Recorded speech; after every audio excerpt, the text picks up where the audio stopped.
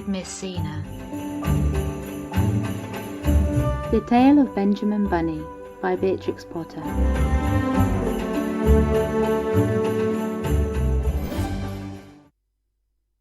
One morning a little rabbit sat on a bank. He pricked his ears and listened to the trick-trot of a pony. A gig was coming along the road. It was driven by Mr. McGregor, and beside him sat Mrs. McGregor in her best bonnet. As soon as they had passed, little Benjamin Bunny slid down into the road and set off, with a hop, skip, and a jump, to call upon his relations, who lived in the wood at the back of Mr. McGregor's garden.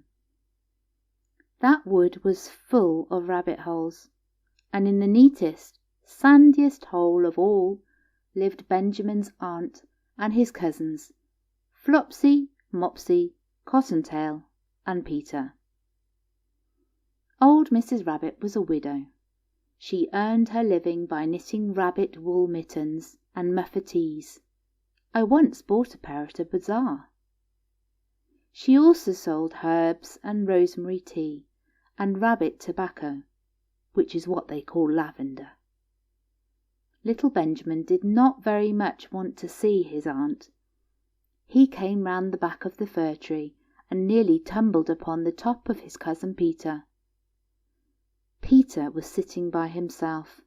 He looked poorly and was dressed in a red cotton pocket handkerchief. "Peter," said little Benjamin in a whisper, "who has got your clothes?"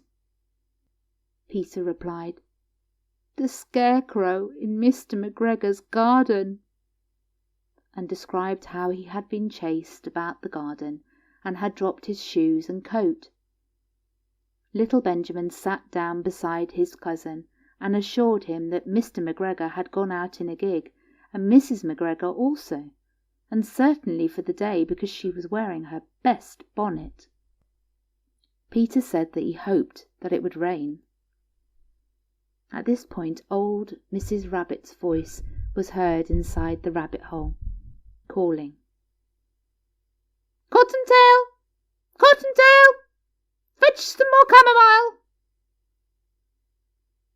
Peter said he thought he might feel better if he went for a walk. They went away hand in hand, and got upon the flat top of the wall at the bottom of the wood. From here they looked down into Mr. McGregor's garden. Peter's coat and shoes were plainly to be seen upon the scarecrow, topped with an old tam-o'-shanter of Mr. McGregor's. Little Benjamin said, "It spoils people's clothes to squeeze under a gate. The proper way to get in is to climb down a pear tree." Peter fell down head first, but it was of no consequence, as the bed below was newly raked and quite soft. It had been sown with lettuces. They left a great many odd little footmarks all over the bed, especially little Benjamin, who was wearing clogs. Little Benjamin said that the first thing to be done was to get back Peter's clothes, in order that they might be able to use the pocket handkerchief. They took them off the scarecrow. There had been rain during the night, and there was water in the shoes, and the coat was somewhat shrunk. Benjamin tried on the tam-o'-shanter, but it was too big for him. Then he suggested that they should fill the pocket handkerchief with onions as a little present for his aunt. Peter did not seem to be enjoying himself. He kept hearing noises. Benjamin, on the contrary, was perfectly at home and ate a lettuce leaf. He said that he was in the habit of coming to the garden with his father to get lettuces for their Sunday dinner. The name of little Benjamin's papa was old Mr. Benjamin Bunny. The lettuces were certainly very fine. Peter did not eat anything. He said he should like to go home. Presently he dropped half the onions. Little Benjamin said that it was not possible to get back up the pear tree with a load of vegetables. He led the way boldly towards the other end of the garden. They went along a little walk on planks, under a sunny red brick wall. The mice sat on their doorsteps cracking cherry stones. They winked at Peter Rabbit and little Benjamin Bunny. Presently Peter let the pocket handkerchief go again. They got amongst flower pots and frames and tubs. Peter heard noises worse than ever. His eyes were as big as lollipops. He was a step or two in front of his cousin when he suddenly stopped. This is what those little rabbits saw round that corner. Little Benjamin took one look, and then, in half a minute, less than no time, he hid himself and Peter and the onions underneath a large basket. The cat got up and stretched herself and came and sniffed at the basket. Perhaps she liked the smell of onions. Anyway, she sat down upon the top of the basket. She sat there for 5 hours. I cannot draw you a picture of Peter and Benjamin underneath the basket, because it was quite dark, and because the smell of onions was fearful. It made Peter Rabbit and little Benjamin cry. The sun got round behind the wood, and it was quite late in the afternoon, but the cat still sat upon the basket. At length there was a pitter-patter, and some bits of mortar fell from the wall above.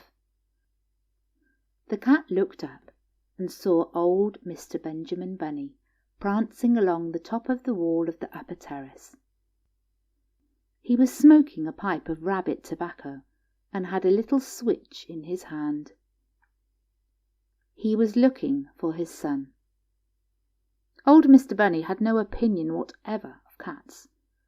He took a tremendous jump off the top of the wall onto the top of the cat, and cuffed it off the basket, and kicked it into the greenhouse, scratching off a handful of fur.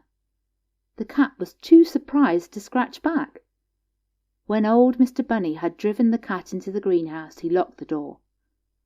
Then he came back to the basket and took out his son Benjamin by the ears and whipped him with that little switch. Then he took out his nephew Peter. Then he took out the handkerchief of onions and marched out of the garden. When Mr. McGregor returned about half an hour later, he observed several things which perplexed him.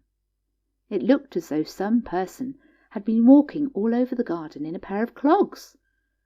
Only the footmarks were too ridiculously little. Also, he could not understand how the cat could have managed to shut herself inside the greenhouse, locking the door upon the outside. When Peter got home, his mother forgave him, because she was so glad to see that he had found his shoes and coat. Cottontail and Peter folded up the pocket handkerchief, and old Mrs. Rabbit strung up the onions and hung them from the kitchen ceiling with bunches of herbs and the rabbit tobacco. The end. Artwork by Kyra Stone. Music by Royer Spigler. Read by Miss Sina.